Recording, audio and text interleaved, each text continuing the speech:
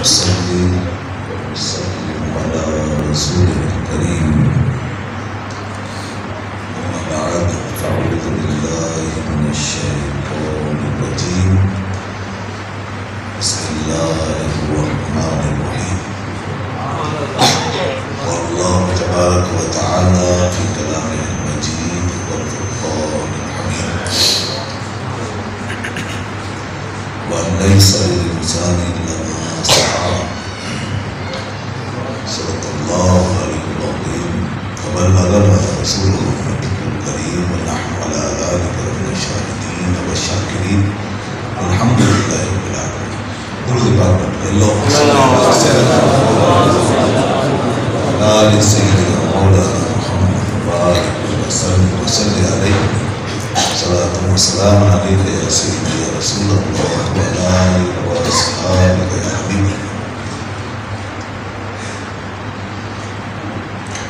محترم و مکرم معزز ملائکہ کرام علماء کرام راجز القدر حاضرین و سامعین، ابھی آپ نے مجھ سے قبل استاد القرآن علامہ قاری عبدالقیوم صاحب کی سوز آواز میں خوبصورت تلاوت سماعت فرمائی،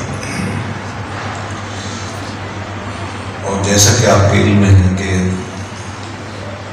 آج کی یہ تقریب ہمارے مسجد اعظم کے امام و خطیب علامہ عبدالوحید نورانی صاحب سیدہ مجد کی والدہ ماہدہ مرحومہ یہ سارے ثواب کے سلسلے میں منعقد ہوئے، اور اسی طرح ایک اور نسبت بھی اس تقریب کو حاصل ہے، اور وہ مجاہد اسلام مجاہدین حضرت علامہ مولانا خادم حسین رضوی صاحب رحمۃ اللہ تعالی علیہ ونفع اللہ برکتہ کے ہوئے پرفتو کے سارے ثواب کے لیے اور ان کے استقبال کے حوالے سے اس تقریب کو منعقد کریں۔ اللہ تعالیٰ علامہ عبدالوحید نورانی صاحب کی والدہ پوری بری کے رحمت فرمائے، علامہ خادم حسین رضوی صاحب رحمۃ اللہ علیہ کی درجہ بلند فرمائے، اللہ تعالیٰ ان کی کاوشوں کو کوششوں کو جو انہوں نے کی اپنی زندگی میں قبول فرمائے، اور جو پیغام وہ دے کر گئے ہیں پیچھے چھوڑ کر گئے ہیں اس پر ہم تمام اہل سنت و جماعت کو چلنے کی توفیق عطا فرمائے۔ دوستو، بات وہی ہے کہ انسان کی زندگی جو ہے یہ بہت اہم ہے، بہت قیمتی ہے۔ اللہ تعالیٰ نے انسان کو بس ایک ہی دفعہ موقع دیا ہے، اور وہ ہے اس کی زندگی۔ یہ زندگی جو ہے ہماری یہ پورا کا پورا ایک چانس ہے اور ایک موقع ہے۔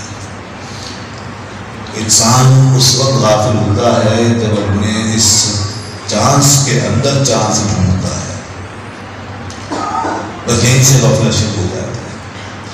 جب ہم اس چانس میں چانس کا انتظار کرتے ہیں اور موقعوں کا انتظار کرتے ہیں اور مواقع کے پیچھے اپنی زندگی کے قیمتی لمحات کو ضائع کرتے ہیں، اب وہ موقع جس کو ہم چاہتے ہیں اپنی اپنی ترجیح کے مطابق کبھی ہمیں ملتا ہے، کبھی نہیں ملتا، کبھی ہماری خواہش کے مطابق ہوتا ہے، کبھی نہیں ملتا، اور کبھی مل جاتا ہے تو ضائع ہو جاتا ہے، تو جناب بڑے خطرات میں ہم پڑ جاتے ہیں خامخواہ۔ اور اس چکر میں جس کو نہیں ملا تو وہ زندگی اپنی اس کے انتظار میں گزار رہا ہے، جس کو مل گیا ہے تو اس کا کباہ کو اس کا فائدہ نہیں اٹھا پا رہا، اور جس سے کچھ رہ گیا ہے تو اس کے افسوس میں ہے، اور جس کو نہیں ملا وہ چانس تو وہ اس کا تو پورا سب کچھ ختم ہو گیا۔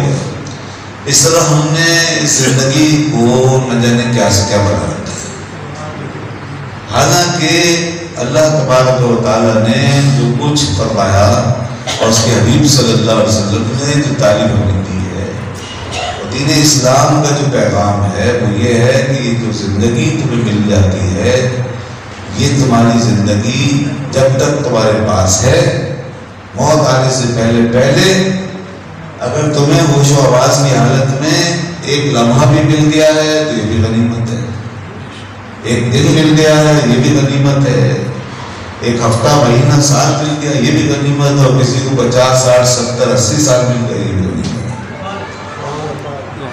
اگر اس کو سمجھے آدمی تو اس کو اللہ کی سب سے بڑی نعمت قرار دے۔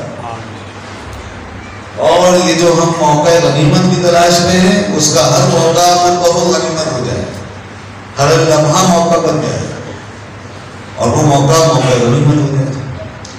بس ضرورت خالی بیدار ہونے کی۔ ساری زندگی 70 سال کی زندگی گزاری اور کچھ نہیں کیا، ہاتھ پہ ہاتھ دھرے بیٹھے رہے، کبھی اللہ کو یاد نہیں کیا، کبھی کوئی نیکی کا کام نہیں کیا، کبھی کوئی اچھا کام نہیں کیا، سب بیکار کیا۔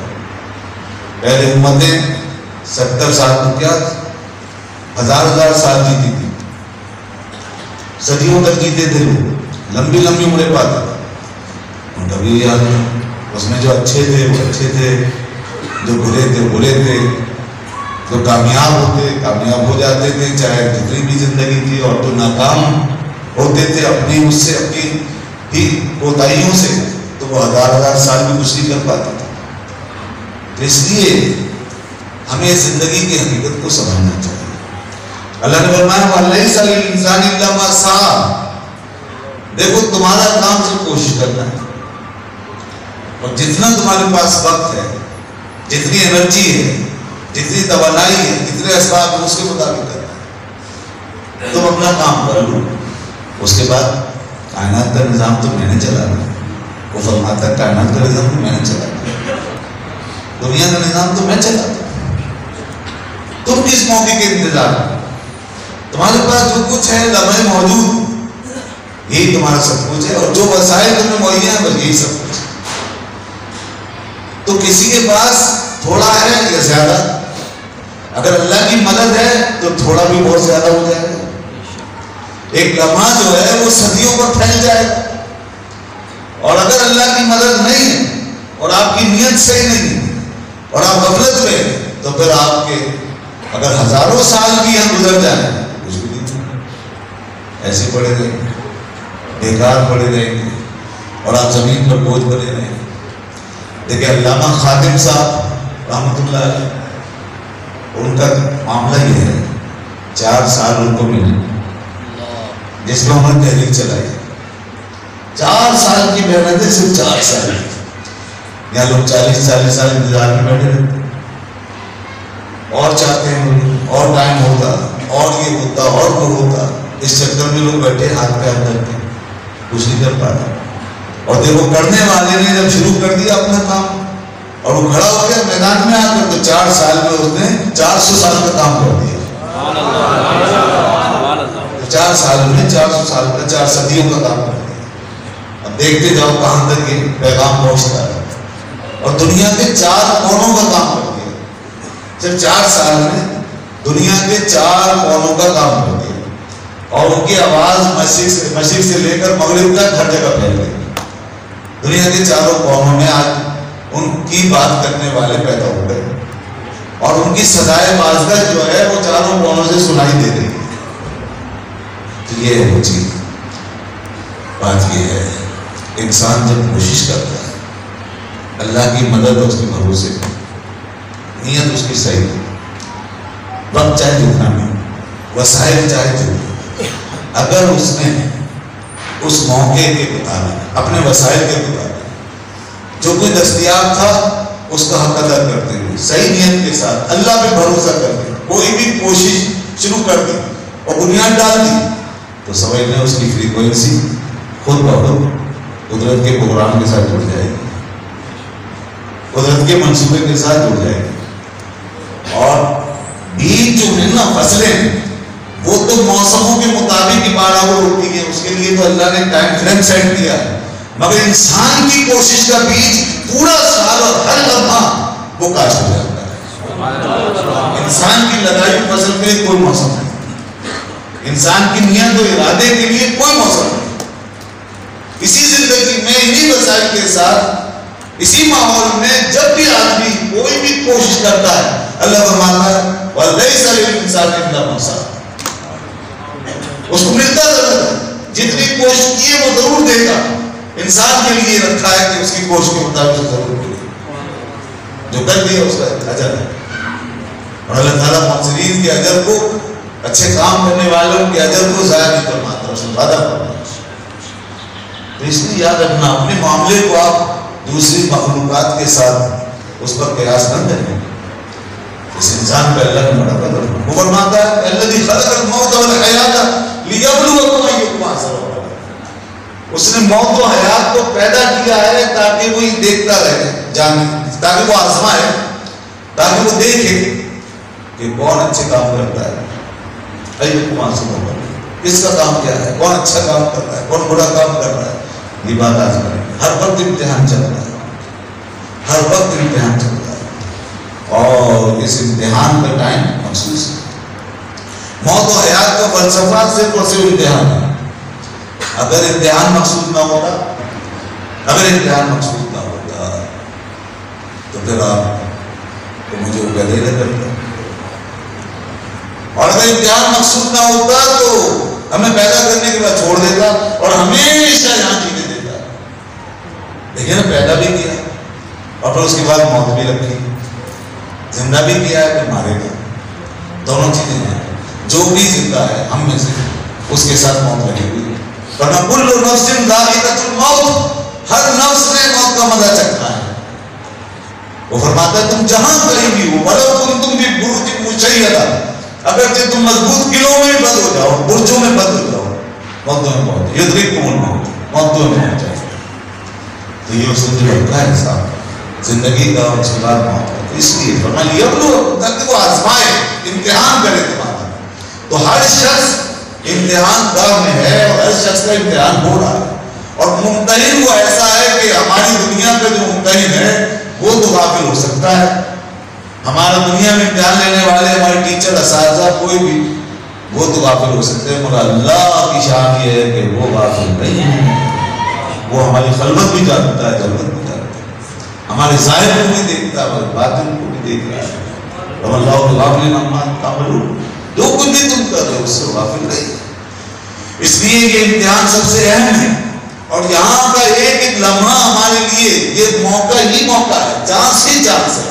جس کو جتنی زندگی مل گئی غنیمت ہے، اور وہ وہاں بلانے کے بعد اپنے پاس ہم سے چانس کے بارے میں نہیں پوچھے گا کہ بھائی تمہیں چانس نہیں ملا لہٰذا کوئی بات نہیں. یہ نہیں پوچھے گا. وہ یہ نہیں سنے گا کہ اللہ میرے پاس مجھے چانس ہی نہیں ملا، میں کچھ کرتا نہیں. اس کے نزدیک یہ زندگی یہی چانس ہے. وہ فرمائے گا میں نے تجھے جو زندگی دی اس میں تو نہیں جاتی، میں نے جو تجھے آزادی دی، ہاتھ پیر دیے، زندگی دی، توانائی دی، اس کا تو نہیں کیا. اس لیے فرماتا ثم لتسألن یومئذ عن النعیم. ہر ایک شے جو ہمارے فائدے میں اس کی ایک نعمت ہے. اور فرماتا ہے میں پھر تم سے ایک ہی نعمت کے بارے میں سوال کروں. الہاکم التکاثر حتی زرتم المقابر. دیکھو تمہیں کہیں کثرت غافل نہ کر دے. اس مال و دولت کی کثرت نے، قوت و طاقت کی کثرت نے، اس فراوانی نے، اس شہرت نے، نام و نمود نے، دیکھو تمہیں غافل کر دیا. الہاکم، غافل کر دیا تمہیں اس کثرت نے. حتی زرتم المقابر، یہاں تک کہ تم نے اپنی قبروں کا منہ دیکھا. اور دیکھیں آدمی کس طرح چلا جاتا ہے. آج ان کی والدہ گئی ہیں، کل ہمارے ماں باپ نے جانا ہے. آج جس کے ماں باپ موجود ہیں کل انہوں نے جانا ہے. بہت سے کوئی چلے گئے، پھر اس کے بعد ہم نے بھی جانا ہے. کسی کے ماں باپ جاتے ہیں، کسی کے اولاد جاتے ہیں، ہر ایک نے جانا ہے. یہ سب آپ بیٹھے ہیں، ہم سب مسافر ہیں، مہمان ہیں، عارضی قیامگاہ ہے. بس اتنا ہی، آگے کا کچھ پتہ بھی نہیں ہے کہ دوبارہ ہم آپ مل بھی سکیں گے یا نہیں. اگلے لمحے میں کون موجود ہوگا کون نہیں، کسی کے پاس کوئی گارنٹی نہیں، کوئی ضمانت نہیں. اتنے مر کے چلے گئے. ہم نے کبھی غور کیا ایک دن ہم نے بھی جانا. ہم جاتے ہیں، مردوں کو لے کے جاتے ہیں، دفناتے ہیں، ہاتھ جھاڑ کے واپس آ جاتے ہیں. 2 دن کی بات ہوتی ہے، اس کے بعد سب بھول جاتے ہیں. لوگوں ایسا نہ کرو.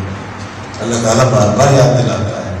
اس کے محبوب نے فرمایا کن فی الدنیا غریب، کہ دنیا میں ایسے رہو جیسے کوئی مسافر ہوتا ہے، اور عابر السبیل، یا راہگزر کی طرح چلو.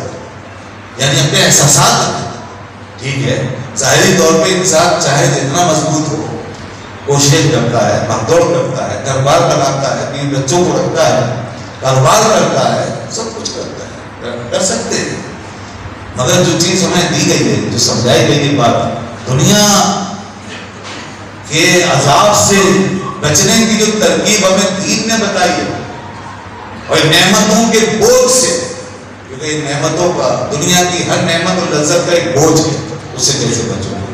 اس کا طریقہ یہی فرمایا مسافر بن جاؤ، ظاہری تعلق بس اس حد تک لگتا ہے، دل کو پانا، دل میں صرف اور صرف اللہ کی محبت، اس کے محبوب کی محبت، اور یہ آخرت کی طرف مائل، موت کی تیاری، ورنہ مرنے سے پہلے انسان مرنے کی تیاری کر لے، بزرگوں کا مقول ہے موتو قبل ان تموتو، کہ مرنے سے پہلے مر جاؤ، تاکہ دنیا کا بوجھ اٹھا سکے۔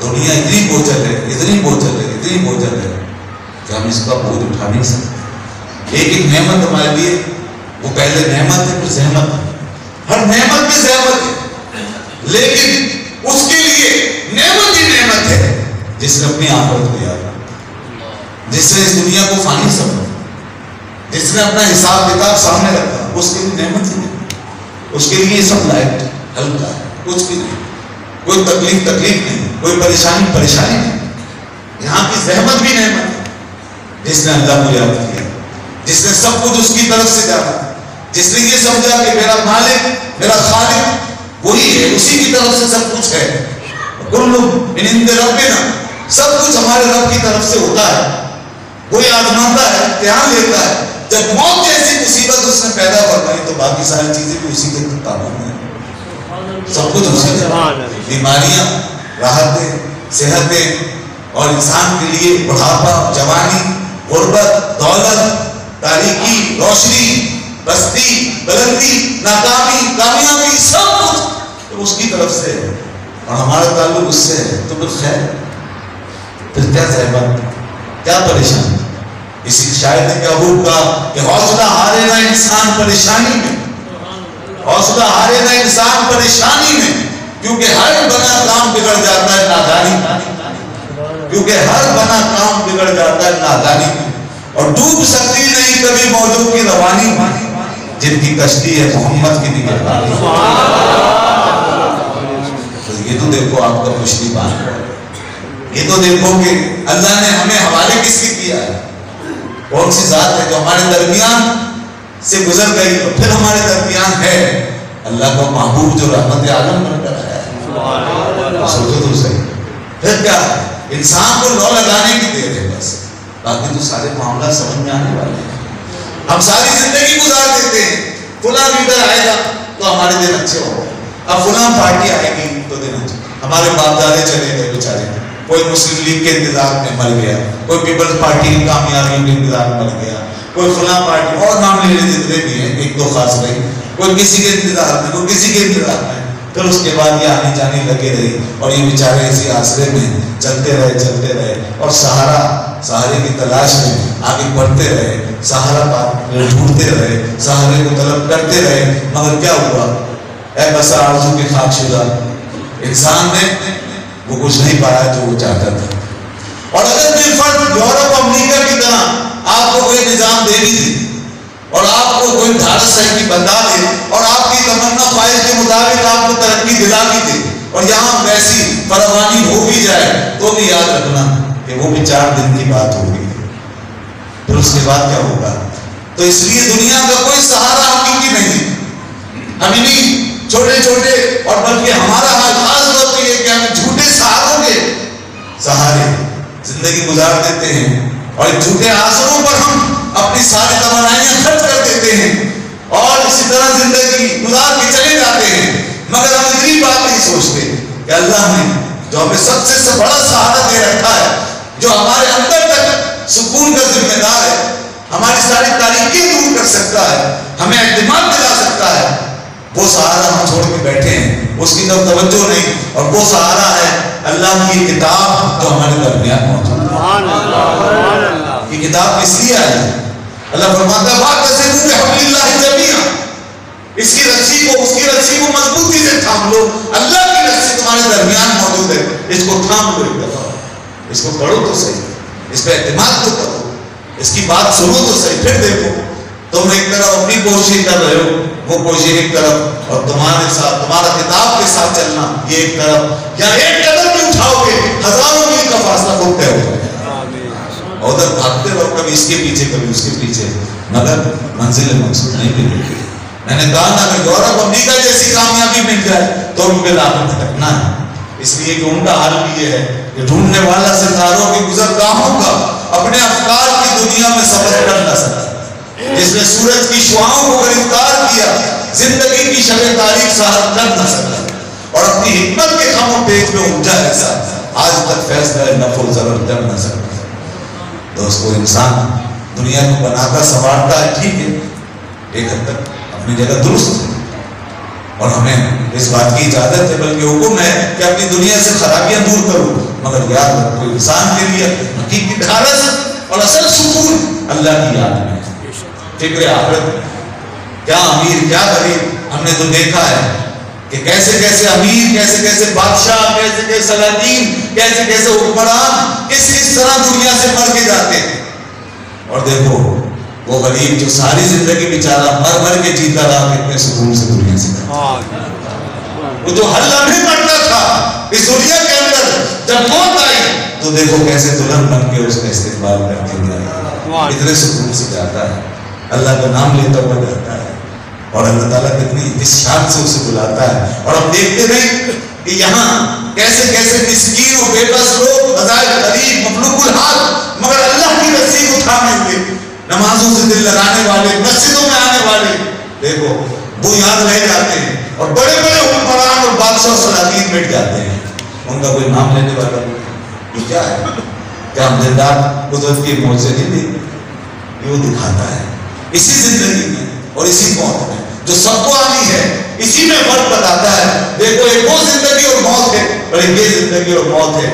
ایک وہ زندگی موت ہے جو میرے محبوب کے طریقے کے بغیر گزر گئی، میرے دین سے خالی، میری یاد سے خالی، آخرت کی فکر اور بات سے خالی، تو دیکھو کیسے خوش و بنجر تھی، نہ زندگی اچھی نہ موت اچھی، اور ادھر دیکھو میرا بندہ کس طرح میری راہ میں چلتے چلتے دنیا سے گیا، کیسے مجھے سجدے کرتے کرتے گیا، مجھے یاد رکھ کر میری بات کرتا ہوا، میرے دین کے ساتھ چلتا ہوا، اور عاجزی کا پیکر بن کے لوگوں کے ساتھ عدل کرتا ہوا، انصاف کرتا ہوا، رحم دلی سے کام لیتا ہوا، نہ کسی کا دل دکھایا، نہ اذیت دی، نہ تکلیف دی، نہ کسی کو ستایا، نہ کسی کا حق مانا، اگرچہ غریب تھا، مسکین تھا، بے بس تھا، مجبور تھا، مگر کسی پہ بوجھ نہیں بنا۔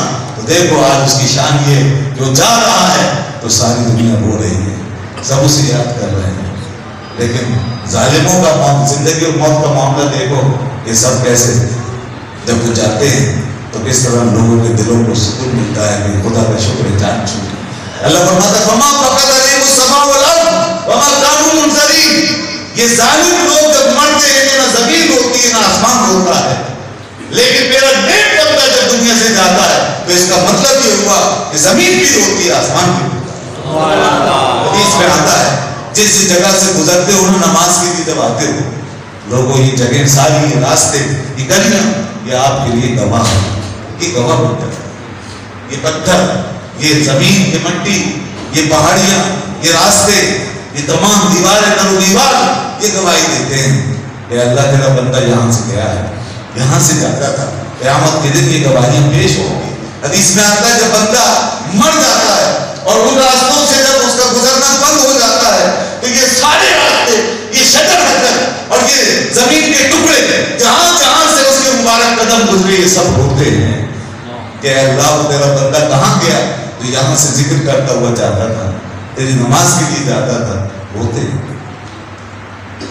اور اس کے برخلاف جب ہم اپنی یہ آزاد زندگی گزارتے ہیں اور خدا کی طرف آنے کی بجائے کہیں اور جاتے ہیں اور گناہوں کے لیے بھاگتے پھرتے اور اپنے پیٹ کے لیے، اپنی دنیا کے آرام کے لیے، تو کچھ نہیں ہے، کچھ نہیں ہے۔ یہ زمین جو ہے، یہ زمین، یہ آسمان پہ کہتے ہیں اللہ شکر ہے کہ یہ بوجھ جو ہمارے اوپر تھا ہم سے دور ہو گیا۔ تو اس لیے یاد رکھنا کہ اصل پاور نیکی کی پاور ہے۔ علامہ خادری صاحب کی میں نے بات کی، انہوں نے نیکی کی طاقت ایسی کہ انہوں نے نیکی کو اس کی اصل انرجی کے ساتھ، اس کی کمپریہنسونیس کے ساتھ دنیا میں متعارف کرا دیا۔ نیکی کیا ہے؟ نیکی وہ بھی ہے جو انسان ذکر کر رہا ہے بیٹھ، نیکی وہ بھی ہے جو انسان ایک روزہ رکھ لیتا ہے، نیکی وہ بھی ہے تو رات کو کے نفل پر بے شک اچھے بات ہے، لیکن ایک پوری نیکی کا تصور لے کے اسلام کی پوری دعوت لے کر اٹھ جائے کوئی شخص اور وہ اپنے عیش و آرام کو، ہر چیز کو قربان کر دے، وہ بڑی سے بڑی قربانی دینے کے لیے تیار ہو جائے، تو پھر وہ ظاہر ہے کہ ایک ایسا کام کر کے جا رہا ہے کہ پھر یہ زمین آسمان کیا، ساتوں آسمان ساتوں زمینوں سے یاد رکھے، ایک زمین ایک آسمان نہیں، اس کا ساتوں آسمانوں میں چرچا ہے، جو پورے دین کو لے کے اٹھ گیا ہے، جو پورے دین کی بات کر رہا ہے، تو انہوں نے یہی کیا کہ پورے دین کو ہمارے سامنے رکھا اور ہمیں بلایا اور کہا کہ اسی کو پہنچاؤ، جہاں تک اس کا حق ہے وہاں تک پہنچاؤ۔ یہ دین جب تک تمام ایوانوں میں نہیں پہنچے گا، تمام ہمارے زندگی کے گوشوں میں نہیں پہنچے گا، جب تک ہمارے سارے اداروں پر نافذ نہیں ہوگا، جب تک سارے شعبوں میں داخل نہیں ہوگا، اس وقت تک اس دین کی اصل طاقت ظاہر نہیں ہوگی، اس وقت تک نیکی کا غلبہ نہیں ہوگا۔ یاد رکھیے گا دوستو، ایک ہے نیکی کر لینا اور اپنی ذاتی زندگی گزار لینا، اور ایک ہے نیکی کے ماحول کو غالب کرنا۔ سب سے بڑے مجاہد وہ ہیں جو اس نیکی کو غالب کر کے چل رہے ہیں، جو پوری دنیا کا ماحول بدلنا چاہتے ہیں، دوسروں کو بدل کر جانا چاہتے ہیں، ماحول کو بدلنا چاہتے ہیں، اور اس کے لیے ہر شخص اپنی حد تک یہ کوشش کر سکتا ہے کہ اپنے راستے میں آنے والی ایک برائی کو مٹائے، وہ چیزیں جو نیکی کا راستہ روکنے والی ہیں ان کو روکیے۔ اب دنیا جو ہے وہ شیطانی طاقتوں سے لبریز ہو کر جو ہمارے مقابلے میں ہے، تو اس کی جد و جہل یہی ہے، ہر میڈیا سے، ہر چینل سے، ہر پروگرام سے، جو بھی پروگرام، حتیٰ کہ بظاہر خیر کے پروگرام ہیں، ویلفیئر کے پروگرام ہیں، بظاہر حقوق انسانی کی آوازیں ہیں، اور بظاہر جو ہے بات ہو رہی ہے ہماری ہمدردی میں، لیکن یاد رکھنا کہ ان آستینوں میں سانپ چھپے ہوئے ہیں، بہت زہر موجود ہے، جو بیٹھے ہوئے ہیں لوگ وہ کہیں نہ کہیں ہمیں ڈائیورٹ کر رہے ہیں، ہمیں ہٹا رہے ہیں، کیونکہ یہ کافروں کی دنیا یہ ہمیں اپنے پروگرام کے مطابق ہی چلائے گی، اور ان کا یہ مشن ہے، یہ سب سے بڑے دشمن ہے اسلام کی دعوت کے، اسلام کے پیغام کے، لہٰذا ان کا سب سے بڑا مشن و مقصد یہ ہے کہ آپ کو اس چیز سے روک کر کسی اور طرف آپ روک دیا جائے۔ اس لیے دیکھیں گاؤں دیہاتوں میں کام ہو رہا ہے، NGOs پھیلی ہوئی ہیں اور پیسہ بہت آ رہا ہے، اور ویلفیئر کے نام پہ وہاں پہ لوگوں کے لیے سہولتیں مہیا کی جا رہی ہیں، مگر مقصد دین اسلام سے توجہ ہٹا کر عالم کفر کی طرف لوگ مائل کرنا ہے، کیونکہ درمیان میں اسی خدمت کے دوران کہیں کوئی انجیکشن لگا دیے جاتے ہیں جہاں سیکولرزم آتا ہے، جہاں پر پھر دین دنیا کی علیحدگی کا تصور آتا ہے، جہاں مولویوں سے نفرت دلائی جاتی ہے، دیندار لوگوں کا تشخص بگاڑا جاتا ہے، کئی فلمیں دانوں کا ماحول دیا جاتا ہے، فحاشی کو دعوت دی جاتی ہے، عورتوں کو بچوں کو آزادی سکھائی جاتی ہے، اسی ویلفیئر کے آڑ میں یہ سب کچھ بھی ہوتا ہے، اور باقاعدہ اس کے لیے ذہن سازی بھی ہوتی ہے، بڑی تقریب کاریاں ہو رہی ہیں۔ علامہ خادم صاحب نے جب یہ آواز لگائی نا کہ اسلام غالب ہونا چاہیے، دین کو تخت پر آنا چاہیے، ایسی ساری باتیں اور طاقتی طاقتیں جو ہیں وہ سب کی سب لرزہ پر اندام ہو گئی، اور ساری شیطانی طاقتی طاقتیں ہل کے رہ گئی کہ یہ کہاں سے نکل کر آیا ہے شخص جو اب اسلام کے غلبے کی بات کر رہا ہے۔ ہم انفرادی طور پر تو ان لوگوں سے لڑ سکتے ہیں، مقابلہ کر سکتے ہیں، مگر یاد رکھنا یہ سارے شیاطین ایسی کسی طاقت کا مقابلہ نہیں کر سکتے جو دین اسلام کو ایک مکمل طریقے سے ہمارے اوپر نافذ کرنے کی بات کرتی ہے، جو پورے دین کو لے کے چلنا چاہتا ہے۔ یاد رکھنا اس کے سامنے آنے سے ساری طاقتیں شیطانی جو گھبرائیں گی، یہ کبھی سامنا نہیں کر سکیں گی، اور ان کی پوری کوشش یہ ہوگی کہ کسی بھی طریقے سے اس آواز کو دبایا جائے اور اس انقلاب کو روکا جائے، ورنہ ان کے سارے ایجنڈے فیل ہو جاتے ہیں۔ یہ وہ معاملہ، یہ ویسے انفرادی طور پر یہ خود ہمارے ساتھ بہت سے معاملات میں چلنے کے لیے تیار ہوتے ہیں، مگر جب دین کے غلبے کی بات آتی ہے تو پھر ان کی روحیں نکل جاتی ہیں اور ان کے پیر کپ کپاتے ہیں اور انہیں اپنا سوال نظر آتا ہے۔ اس لیے دین کی بات بہت اہم بات ہے۔ ہم بے شک اتنی بڑی چیزیں لے کے نہ چل سکیں، لیکن کم از کم ان چیزوں کی قدر ضرور جانیں۔ جو دین کے غلبے کی بات کر رہا ہے وہ سب سے بڑا مجاہد ہے۔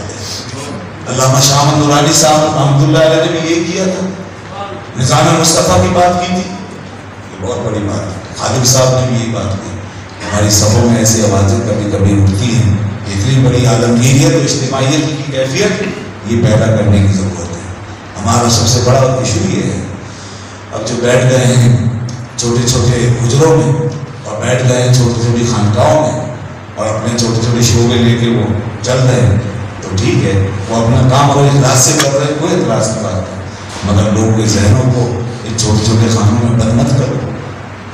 ان کو جو چراغ تم نے جلائے ہوئے ہیں، ان سارے چراغوں کو کوئی جمع ہونے کا راستہ بھی دکھاؤ، تاکہ بڑی روشنی بن کر کے اس ملک میں انقلاب برپا کر سکے۔ تم تربیت ایسی کرو، یہاں بس جذبات سے کام لے کر، محض جذبات دکھا کر اور جذبات کی سیرابی کر کے محفلوں میں سمجھا جاتا ہے کہ ہم نے حق ادا کر دیا، وہ تعلق ہو گیا، کسی نے زور زور سے نعرے لگا لیے، بس مدینے پہنچ گئے، کسی نے جناب بزرگوں کے لیے کوئی عرس وغیرہ کی محفلیں کر لی اور اس میں جو جذبہ دکھا دیا اور پرجوش انداز میں کوئی زیادہ خیال کر لیا، بس اب یہ حق ادا ہو گیا۔ نہیں، تو اس کو میں جذباتیت کے اظہار کر دینے سے حق ادا نہیں ہوتا، میں اس فارمیلٹی کر لینے سے بات پوری نہیں ہوگی۔ ہمارا رجحان ہی بن گیا ہے، ہمارے نعتخوانوں نے اور ہمارے قوالوں نے ہمیں ایک جذبات کی ایک سطح کے اوپر کھڑا کر دیا اللہ کا بس، اور بس اتنا ہمیں ایک اس قسم کا ماحول دے دیا ہے کہ بس جب ہم بیٹھیں اور شعر پڑھیں تو بس سارے جوش میں آئیں، جھومیں اور اپنے زور زور سے جو بھی اظہار کر سکتے ہیں وہ کریں اور اس کے بعد گھر جا کے سو جائیں۔ دوستو یاد رکھو، رات بھر آپ نے عشق مصطفیٰ کے نعرے لگائے اور صبح فجر کے نماز میں اگر آپ سوتے رہ گئے تو یہ سارے نعتخوان اور ان کے ساتھ یہ پیدا ہونے والے جذبات یہ کسی کام نہیں آئیں گے۔ آپ سے اس کے بارے میں نہیں پوچھا جائے گا کہ رات کو آپ کتنا تڑپے اور کتنے نعرے لگائے، کتنا جوش دکھایا، کون سے نعتخوان کے ساتھ مل کے آواز سے آواز ملائی اور کس رنگ میں تم نے محفل جمائی، یہ نہیں پوچھا جائے گا۔ پوچھا یہ جائے گا کہ صبح کی نماز ادا فرمائی کہ نہیں۔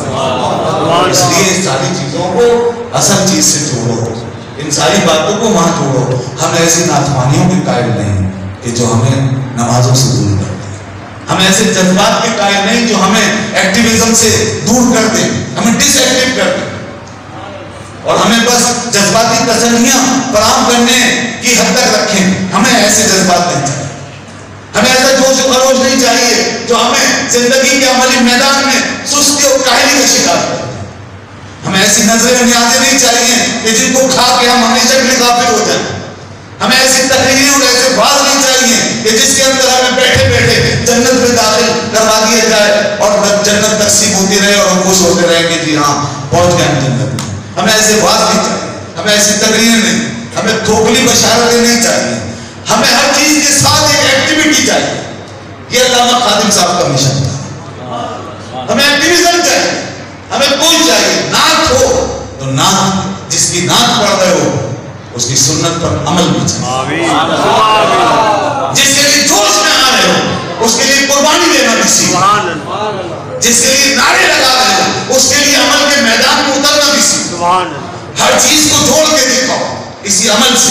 اور جو محض بیٹھے ہیں قوالیاں گانے کے لیے، محض بیٹھے ہیں نعتیں سنانے کے لیے اور محض بیٹھے ہیں جوش دکھانے کے لیے، اور سارا جوش جو ہے اسٹیجوں پہ دکھا دکھا کے غائب ہوتے ہیں اور پھر عمل کے میدانوں میں کوئی کردار نہیں، نہ علم کی دنیا میں کوئی خدمت، نہ عمل کی دنیا میں کوئی مثال، تو پھر ایسے لوگ ہم کیا کریں؟ ان کو خالی بس ایک ایکٹنگ کے لیے ہم نے چھوڑا نہیں، ان کو لاؤ آئے مستقیم پر، سیدھے راستے، ان کو لاؤ مجاہدانہ زندگی کے ٹریک کے اوپر۔ اور یہ جو بابا ہم نے بنا رکھے یہ بابے خالی اس لیے کہ ہمارے پیٹ کے درد ٹھیک کریں، کوئی ہمارے سر کا درد ٹھیک کر دے۔ یہ عاملوں کی فوج بیٹھی ہوئی جگہ جگہ جناب دیواروں پہ اشتہار لگا کے راتوں رات کام کرتے ہیں اور صبح آپ کے دماغوں کو تسخیر کر لیتے ہیں۔ صبح آپ اٹھتے ہیں وہ نئے بابا ہے، چلو بھائی ان کی زیارت کرو، اور پھر اس کے بعد ساری دنیا اس طرف۔ ابھی ایک آیا ہوا ہے کہاں سے، ترکی سے، سعودی عرب سے، کہاں سے ہوتا ایک بابا اسلام آباد میں اترا ہے، وہ گونگے بہروں کو ٹھیک کر رہا ہے۔ لگی ہے بہت سارے بچوں کو لے جا کے وہاں بیٹھے ہزاروں میں، بس یہ بابا آ گئے، بابا ایسے بابا چاہیے اگر یہ حال ہے نا ہمارا تو اللہ کی قسم اگر غوث اعظم جیسی شخصیت دوبارہ آ جائے تو ہم انہیں نہیں پہچان پائیں گے. ہماری زندگی کو گونگے میرے بچے کون ٹھیک کرے گا؟ ہمارے پیٹ کا درد کون ٹھیک کرے گا؟ ہماری روزی روٹی کون ٹھیک کرے گا؟ ہمیں تو یہ چاہیے. تو غوث پاک ہم سے یہی فرمائیں کہ میں اس کام کے لیے نہیں آیا. خدا حافظ. ہم وہ لوگ ہیں ہمارا واسطہ ہی نہیں تھا ہمارے اسلاف سے, ہمارے کو عمال ہی نہیں, وہ سوچ ہی نہیں. یہ سب کچھ یہاں بدل دیا گیا, بیچ میں حائل ہو گئی دیواریں. باباؤں نے حقیقی بابا چھڑا دیے, رازبانوں نے حقیقی عشق کی منزل چھڑا دی, جذباتیوں نے ہم سے ایکٹیویزم چھین لیا. ہر ایک بیٹھا ہے اپنے اپنے دائرے میں بند کرنے کے لیے. خادم صاحب وہ آدمی ہیں, وہ مجاہد اسلام ہے جو نکل کر آئے اور ساری دیواریں گراتے چلے. اگر ناک پڑھو تو ناک, جس کی ناک پڑھ رہے ہو اس ہستی کو بھی دیکھو. انہوں نے فرمایا اگر تم جذبات میں آ رہے ہو تو آؤ کر نکل کے میدان میں بھی آؤ. جذبات کی دنیا کی سیر کرنے کے بجائے میدانوں میں کودو. انہوں نے فرمایا اپنے اپنے گھروں میں, حجروں میں, خانقاہوں میں جہاں بیٹھے ہو, اللہ میں اقبال کی طرح انہوں نے صدا لگائی, نکل کر خانقاہوں سے ادا کر رس کا شکریہ. انہوں نے کہا اگر حسینی بنتے ہو تو حسین کا کردار بھی اپناؤ, آل رسول کے لاتے ہو تو آل رسول کی شان بھی دکھاؤ. انہوں نے سب کو دکھا دیا آئینہ, سب کو آئینہ. بزرگوں کی اولاد ہو تو اپنے بزرگوں کے نقش قدم پر چل کے دکھاؤ. آؤ یہ دین تم سے تمہارے اپنے اپنے مرتبوں کے مطابق تقاضا کرتا ہے, نکلو باہر. جس کا جتنا بڑا نام ہے اتنا بڑا کام کر کے دکھاؤ. خالی نام کے پیچھے نہ بھاگو, بڑی بڑی پگڑیاں باندھ کے نہ بیٹھ جاؤ, بڑے بڑے حجرے بنا کے, خانقاہیں بنا کے سجا کے نہ بیٹھ جاؤ. کام بھی کرو, جتنی عزت چاہتے ہو اس کے مطابق کام بھی کرتے. آج خالی عزتوں کی خواہش ہے. آج ہر آدمی کو چاہیے بڑا نام, بڑا جناب شہرت, بڑی عزت, بڑا پروٹوکول, لیکن کام کے وقت کوئی تیار نہیں. دین خشک ہو رہا ہے, مدارس خشک ہو رہے ہیں, تعلیم خشک ہو چکی ہے. اللہ کے رسول نے فرمایا انما بعثت معلما, میں معلم بن کر آیا ہوں تمہیں سکھانے پڑھانے کے لیے. اور یہاں ہوش ہی نہیں ہے, قوم جہل میں پھر رہی ہے. لاکھوں مرید بنائے ہوئے ہیں, لاکھوں آنے جانے والے, وہ بالکل خالی آتے خالی جاتے ہیں. اور بابا جی منزلیں طے کر رہے ہیں روحانیت کی, کبھی کتب بن رہے ہیں, کبھی غوث بن رہے ہیں, کبھی کہیں پہنچ رہے ہیں, کبھی کہیں پہنچ رہے ہیں. اور لوگوں کو یہی بتانے میں لگے ہیں. آج غوث اعظم سے ملاقات ہوئی, کل داتا صاحب سے ہوئی تھی, اور پھر حضور سے ملاقات ہوئی, تو کہاں سے کام پہنچے جناب. کوئی کچھ دعوے, کوئی کچھ دعوے, بیوقوف بنانے میں لگے. کہاں سے غوث اعظم سے ملاقات ہوئی؟ اگر غوث اعظم سے ایک دفعہ بھی مل کر آئے ہوتے, بلکہ ملنا تو بڑی سعادت کی بات ہے. تمہارے اندر اگر ایک شمع بھر بھی غوث اعظم کی صحیح محبت ہوتی تو ایسے نہ بیٹھے ہوتے, دین زندہ کر کے دکھاتے. غوث کو ماننے والے دین زندہ کرتے ہیں, وہ محی الدین تھے, وہ محی الدین تھے, دین زندہ کرنے والے.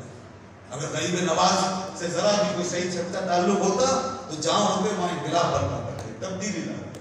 ان بزرگوں کی شان یہ ہے, جو ان سے جڑ جائے گا وہ انقلاب لائے گا, وہ تبدیلی لائے گا, وہ علم کی بات کرے گا, وہ عمل کی بات کرے گا, وہ چینج کرے گا.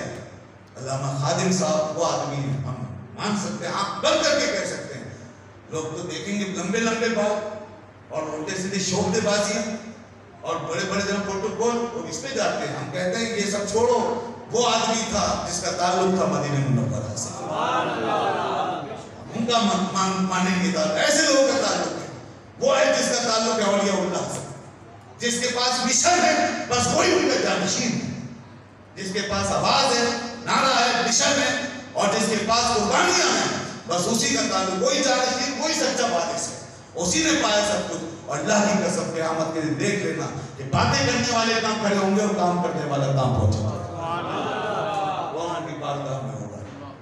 یہ قیامت میں پتہ چلے گا سب کچھ. اس لیے آج ہم نے جو کچھ بنا رکھا ہے حال اپنا, مصنوعی جناب چہروں کے پیچھے پیچھے جب بھاگے جاتے ہیں اور ذرا دنیاوی طور پہ کوئی تعویذ اور یہ وہ چیزیں ہمیں اٹیکٹ کر لیتی ہیں, یاد رکھو دوستو یہ حقیقت نہیں ہے, اس وقتی فائدے ہیں, یہ خام خیال نہیں.